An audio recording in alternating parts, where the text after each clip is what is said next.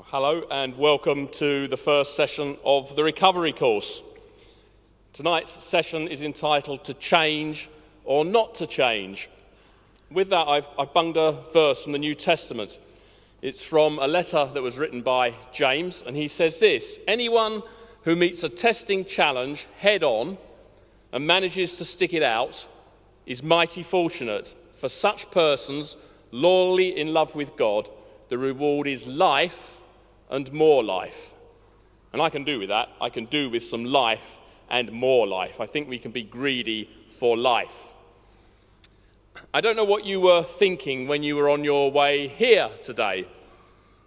Maybe for some of us there is a sense of relief. At last, a chance to do something about the issues that we've been living with. And even just walking in here feels like a step forward. For others, there is a sense of fear and vulnerability, and we might be thinking, are the people here going to be judging, condemning me if I begin to open myself up? Perhaps we're a little embarrassed, and we're thinking, oh, everyone else I know is just so well sorted. I mean, surely I shouldn't be struggling with these things. Nobody else seems to be. Others of us might feel a little bit more robust, and we're thinking things like, I know I have a bit of a problem, but it's not as bad as it is for some people I know. It's not like I can't get by. And for some of us, the smell of defeat is already strong in our nostrils. I've tried so many times before to get on top of my struggles, but I always end up losing. Why should it be any different this time? Maybe I should just accept that I'm simply not strong enough. Now, all of these feelings are understandable because we live in a world where people are forever comparing one person to another and judging one another.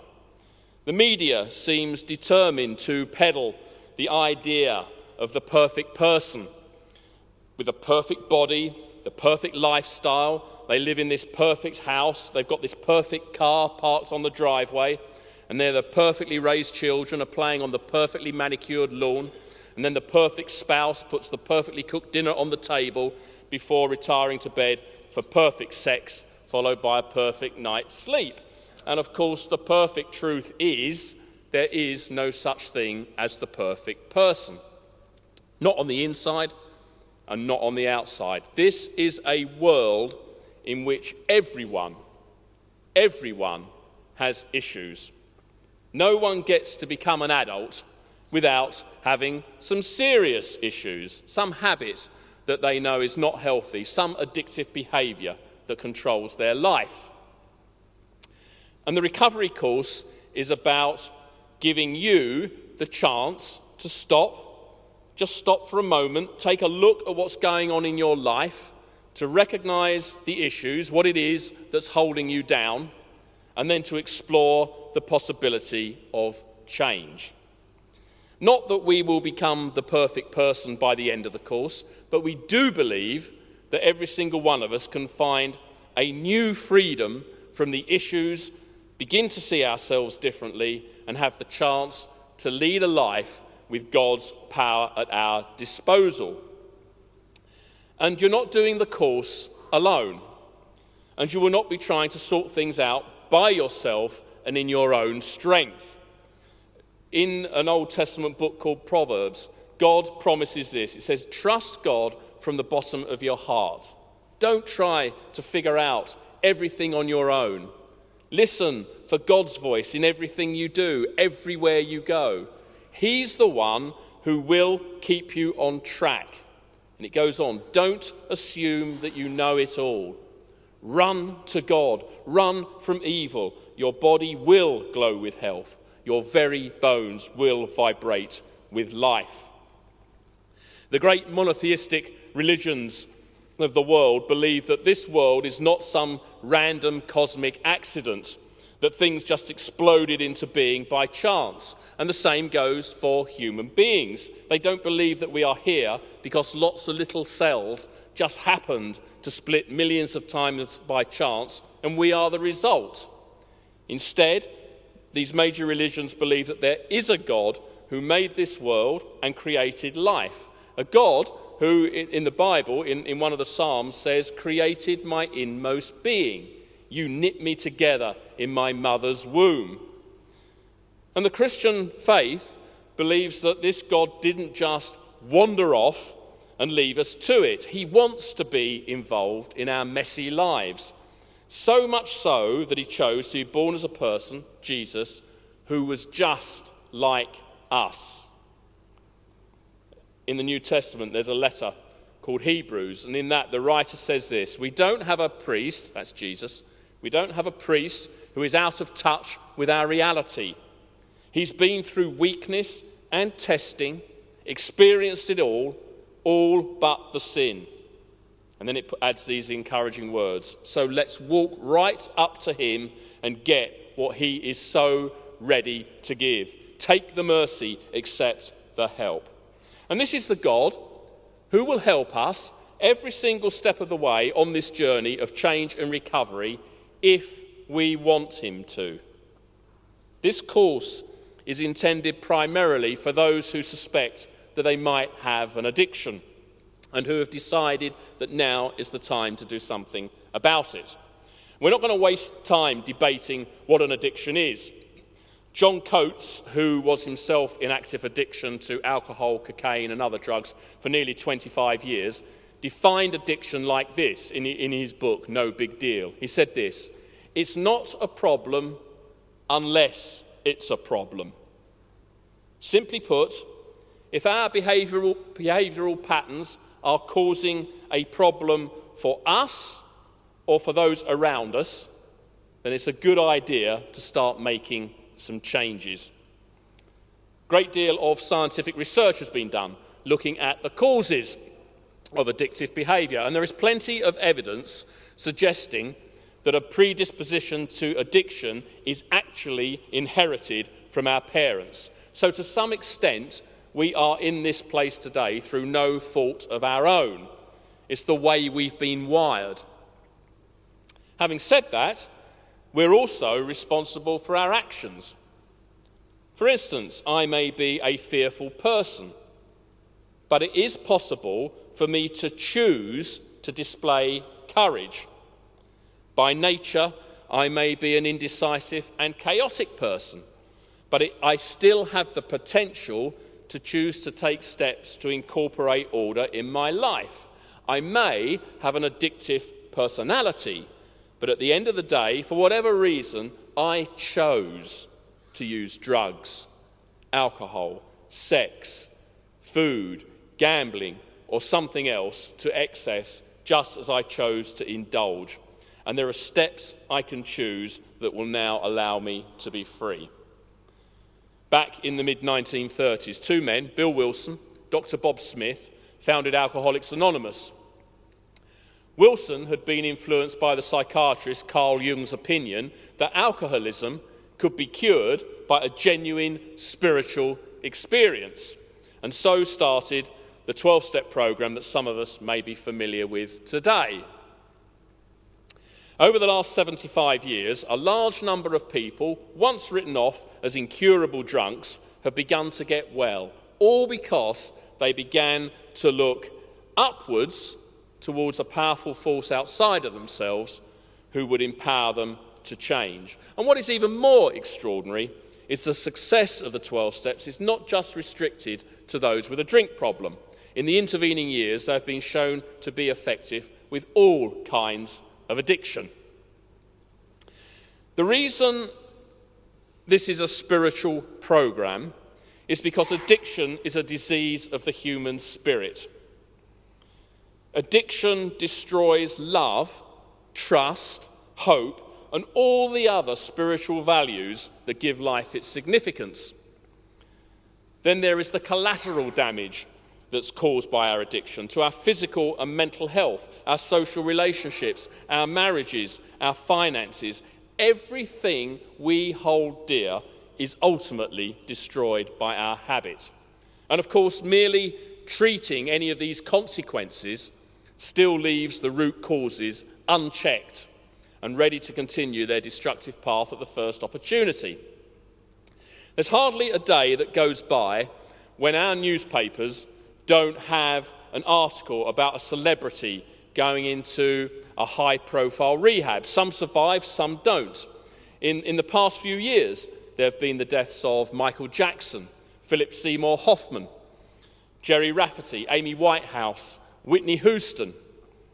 And in this glare of the media spotlight, it's only too easy to forget that addiction does not respect age, sex, status, nationality, or background.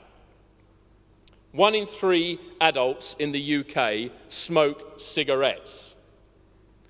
Over 1 million are estimated to struggle with anorexia and bulimia. 15 million are obese, largely due to compulsive eating caused by stress and anxiety.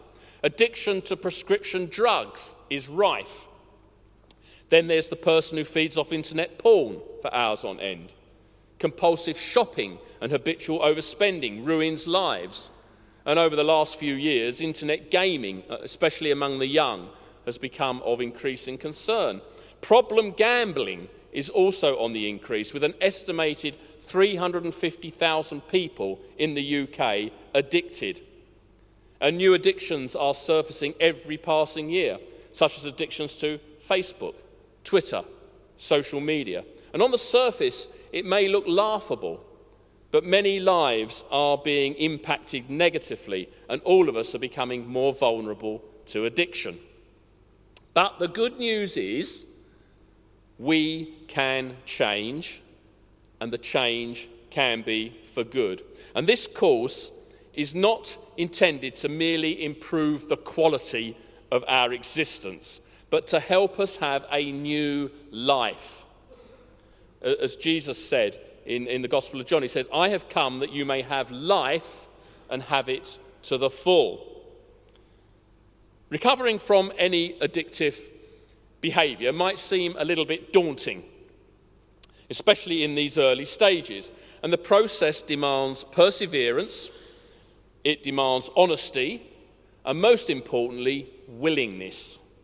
A willingness not to just think differently about others, but also primarily ourselves. Of course, we can try to continue to live with our addictions. After all, there are periods of time when things don't seem so bad, and in a way it seems preferable to the uncertainty that change may bring. And it's true that many of us can get by. But is that what we really want? Anyone who suspects that they are addicted knows deep down that they will never have a life that's truly fulfilling. Addiction ultimately steals everything we value. It will steal our money, our self-respect, our friendships, our marriages, our children, our jobs, our time, our accomplishments, and our dreams. And very quickly, it steals the person we know deep down that we really are.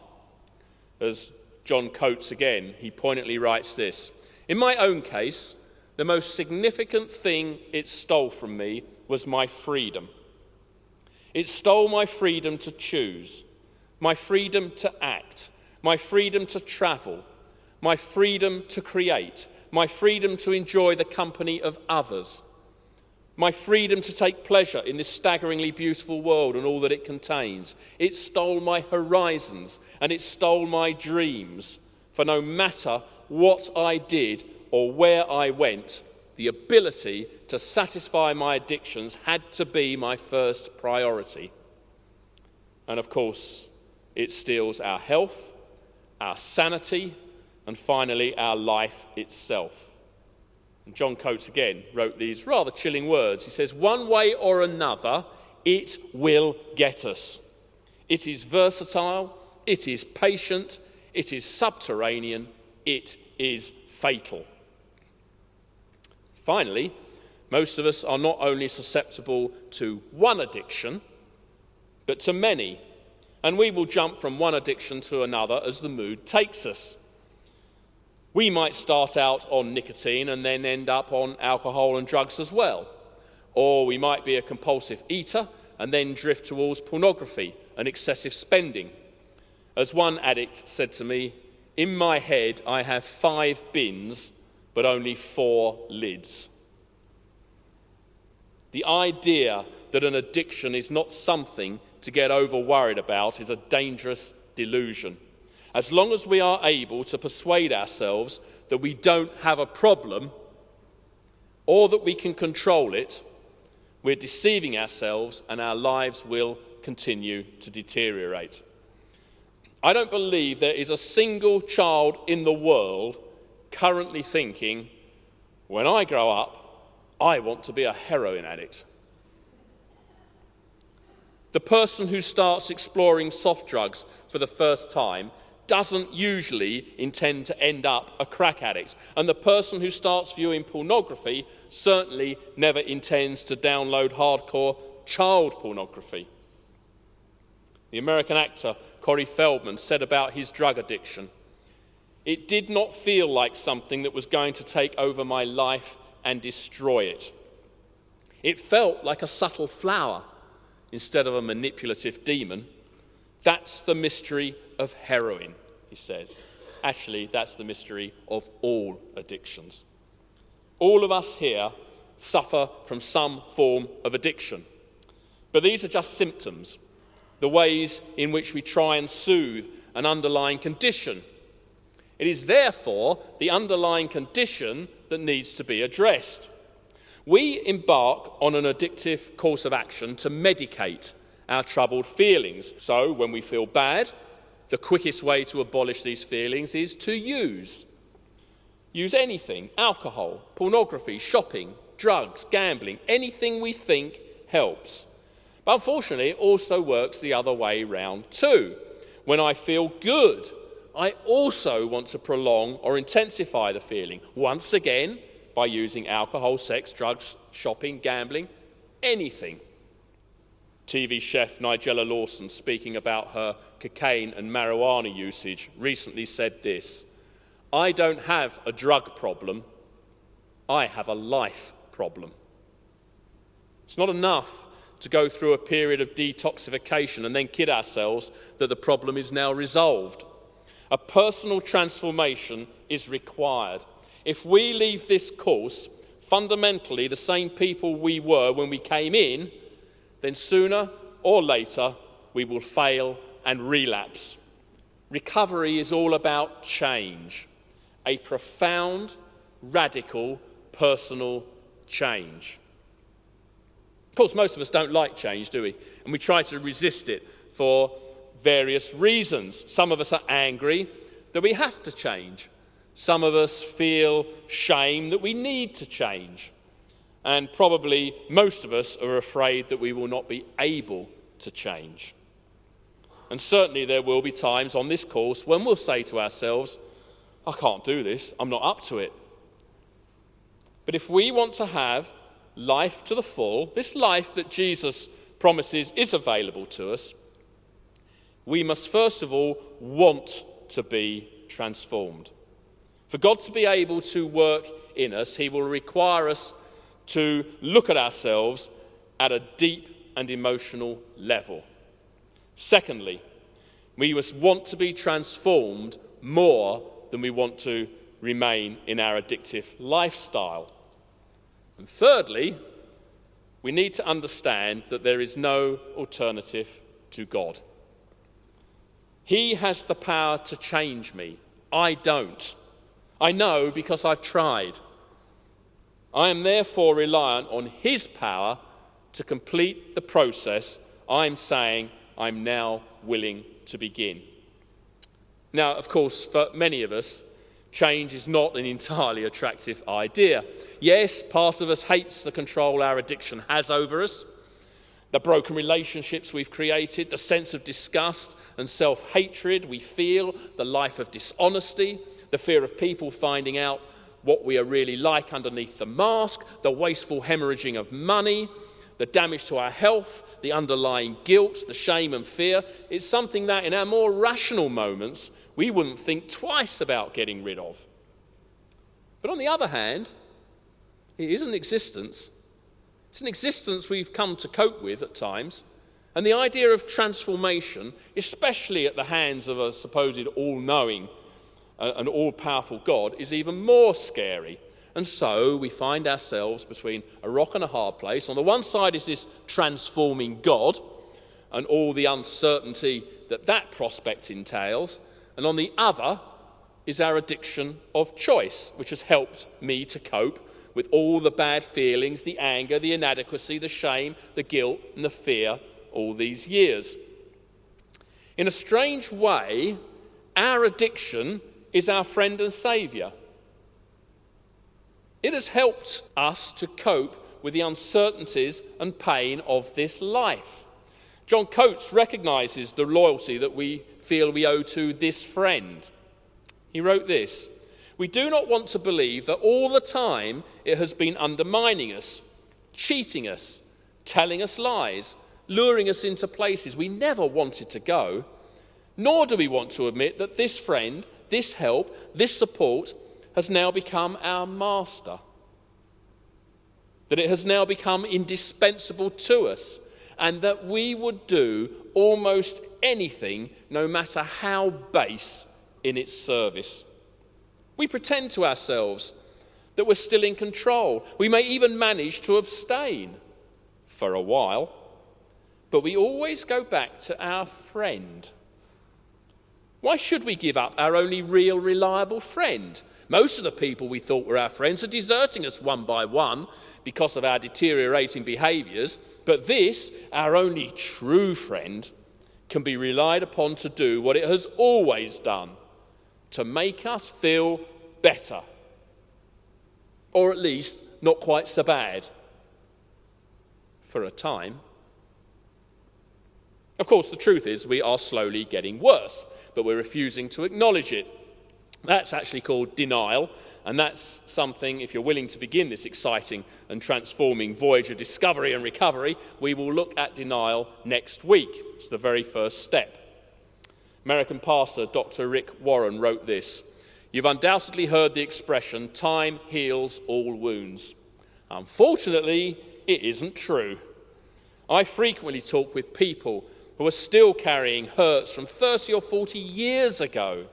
The truth is," he says, "time often makes things worse.